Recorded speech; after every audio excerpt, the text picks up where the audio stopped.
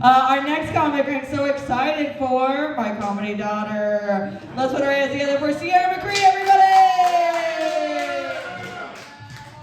Keep it going for Rod and Emily and Elmos and Steve. Oh yeah, dude. I see a few unfamiliar faces, which is great for me. I love doing comedy here at Elmos. Before you knew people, I do feel like, a little PSA, I know a few of you don't know this, they did just open a new dispensary in my car. So if you're interested, yeah, selling merch after the show, you know. I will be honest with you, it is not up to code at all, dude. It is not, yeah, it does need new parts. My car's so shitty that I don't even get road rage anymore. Like, I get road jealousy, you know what I mean? Like, if there's a guy flashing his lights at me, I'm just like, those must be nice, right? Like, it really takes balls to brake check me because 50-50 if mine are gonna work at all, so. But, dude, I know I did have to carpool here. I don't like carpooling, but I have to do it because of the way that my car is right now. My least favorite thing about carpooling is when you get in the car with somebody who's such a bad driver. That's like this recently I was like, this person's such a bad driver that I feel like maybe if I lean hard enough in the right direction, we'll get back in a lane. Like, that was the general vibe. I mean, it was not good. But I do like drugs a lot, like Murad was saying. You guys like, yeah, shrooms, yeah. Yeah, weed and shrooms I like to keep it at, you know. I love hallucinogenics, I really do. But like, the very first time I did mushrooms, nobody warned me about the whole don't look into the mirror thing. I know, first thing I did, dude. I went to the bathroom, I was like, are my nostrils too big? I was like, no. I thought my nostrils were getting bigger, I was just getting closer to the mirror. That's not good, dude. No, I do like drugs a lot. I got into a situation because of drugs not too long ago though. I got caught with weed in my car in Johnson County, Kansas, on my way here from, yeah, I know. And it was like such a shitty situation, but like, I don't know if you know this, but like, as a comedian, when you get pulled over, it's like a 50-50 shot that the cop is gonna ask you to tell them a joke. And that's what happened, and I did. Except I just had the first thing that popped up in my head, which was they just opened a new dispensary in my car. Yeah, dude, wrong dialogue option. That was not good. That was bad, yeah. And it was like a really bad situation because like I don't get in legal trouble like that. Like I don't usually get in trouble at all. And all these thoughts racing in my head because what happened was they put me in the back of their patrol car while they searched through all my stuff. And I was scared all the way up until they started giving my description over the radio. Because when they said they were like female, 5'5", Caucasian, I was like, fuck yeah. It's like I'm going home tonight, thank God. Jesus Christ. And I did too, it was crazy.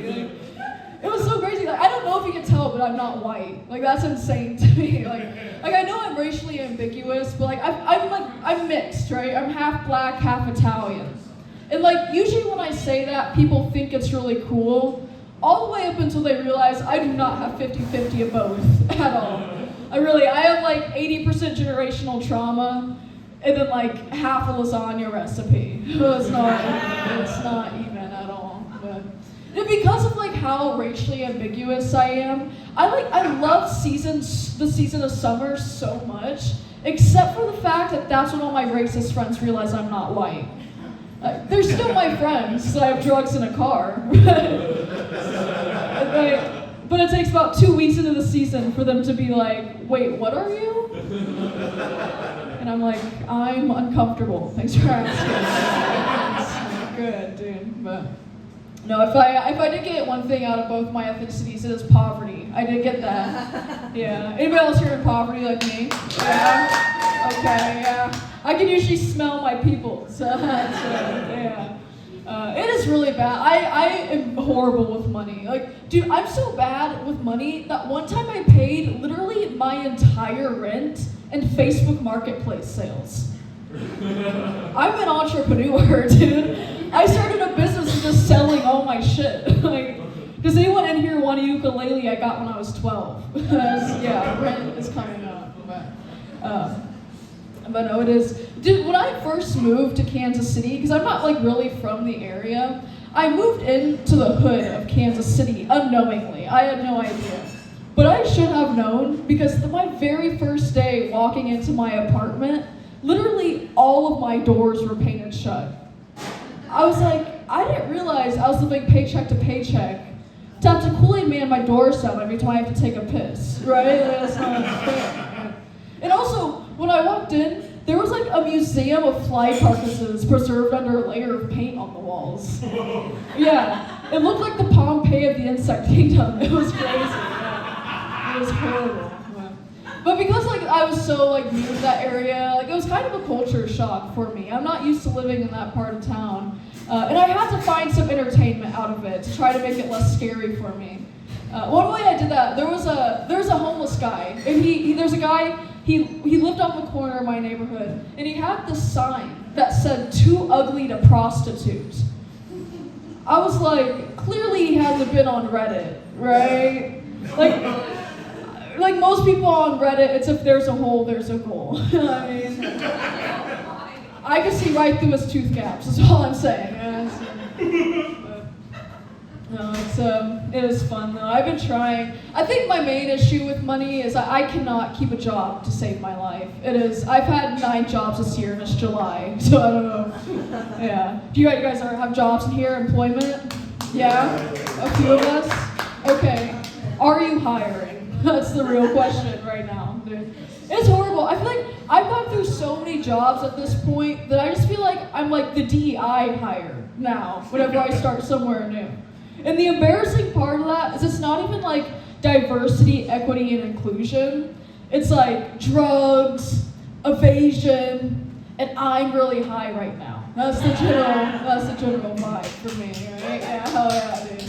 And I've had like so many odd jobs. Like one time I just showed up to my friend's house covered in like motor oil. And my friends, they were like, Sierra, what happened to you? And I was like, I'm a mechanic this week. I guess, I don't know. It is fun though, I'm trying. The last job I was working at FedEx for a while. That was, yeah. Anybody here worked at FedEx before? No? There's usually at least one guy and he kind of looks like me. So it's like, yeah, somebody in here. Dude, those of you, like the general vibe of FedEx, it was pretty much like the halfway house of college dropouts and divorced dads. And that made it super awkward on my first day when all my Tinder matches were there. That was bad for me, you know. And I worked the midnight shift too, and I love the midnight shift so much, except for the fact, I swear like I saw guys age like 15 years in one shift. Like I swear, I saw this one guy clock in looking like a hot young Ryan Reynolds, and he clocked off looking like a now Gary Busey. It was insane. It was crazy. Yeah. But there was a lot of guys there that had insane drug problems over there. And the only reason I know that is because I asked one of my drivers one time what his most effective habits are, and he told me coke. I was like, what? I was like, wait, you're telling me that you've had coke this entire time? That's crazy. Yeah. Oh, it was fun there. I did like it. This job I have now is fun, but that job I had at FedEx, it might have been the longest job I'd had literally in my life. I was there for like 5 months, but it was. I usually like when I was there for so long, my friends would be like, Sierra, do you have like this new like work ethic that you never had before, like this new responsibility that never existed? And that's not the case at all. I was there for so long because my boss was unbelievably hot, dude. It was insane. The morale boost was, I was like, I'm gonna be here forever. And also like, cause I'm such an awkward person and I'm just like so weird and bad at flirting that it went to a point where like, I was the creepy guy in the workplace. Like me. Like I was the HR violation. You know? It was like I tried to take a crack at flirting one time. I wanted to tell him that he had nice hair. I went to say that, at the last second I decided that might be a little bit too weird. What I said instead was, your dad must have nice hair. That's weirder, dude. That's not good. Yeah. And because I'm like so like delusional when I have a crush too, like I started like misunderstanding things that he was saying to me. Like he'd be like, Sierra, I need you to go hand me that package. I'm like, oh, you want me to grab your package? Yeah, dude. He's like, no, give me your box. I'm like, you want my box? Yeah. And also like that was the first job I'd ever had to deal with performance reviews either, like in a job. And he pulled me aside. Well, first off, he asked me to see him in his office, and I was like, oh my god, it's happening. But he was like, yeah, so weird. The HR was there. He's like, Sierra, I really just like don't feel like you're working up to the expectations that we have for you as a manager. And I was like, wait, I'm a manager? That's not, oh no, that's not good, dude. That's not good. I know I said I worked at FedEx and stuff. I worked a lot of weird jobs. I'm not gay though. I know. FedEx, it's like, yeah. I know I look like I play softball, so I just have to. And not even one of the hot ones either. I'm like the catcher, and that's even worse. Yeah, I know. I have to make that clear, because like every show I do, there's always like one horny bisexual girl that will come up to me and be like, are you sure you're not gay? And then on the other end of the spectrum, there's always like one man that'll come up to me and be like, are you sure you're not gay? And that hurts so much more. It does. Yeah, it's not good. And like, it's hard like being straight and attracting men when I'm the dad friend or group full of lesbians. Like, it's not a good look. It's not. Like, when we go on trips, I carry the bags and the stress. It's not fun. And I've been trying to figure it out. Like, I know I present myself as gay a lot. It's like, in my head, I feel like it has to be a defense mechanism, right? Because it's like, if men are attracted to me, certainly it's not the attachment issues, right? Like, certainly it's the fact that I dress like a 13-year-old Minecraft streamer, right? It's gotta be that, right? That's what I think. I am attracted to men, but not the good ones. I will be honest. That is, yeah. I like to call my type cloudy with a chance of mental illness. And I feel bad whenever I say that, because I feel like a hypocrite. Like, obviously, I'm extremely mentally ill. Like, that's no secret. But I'm transparent about it. That's the only difference. Like, I feel like I have emotional ADD sometimes. The issue is I always paraphrase it to boyfriends, and I tell them that I have EDD. And that makes it sound like my dick doesn't work, so that's like, that's the wrong message. That's not what I'm trying to get across. But, yeah. I know, I am very mentally ill. Are you guys religious in here? Got a religious crowd? No? Okay. Nope. Me too. Now, I'm not religious at all, but I am extremely mentally ill.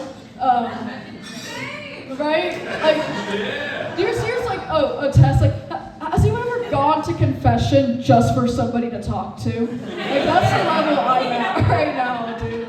I'm like, forgive me, Father, for I have sinned. It has been 7 hours since my last confession.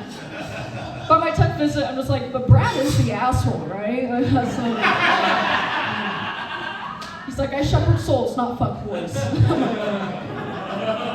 I'm like, do you validate? I know it is.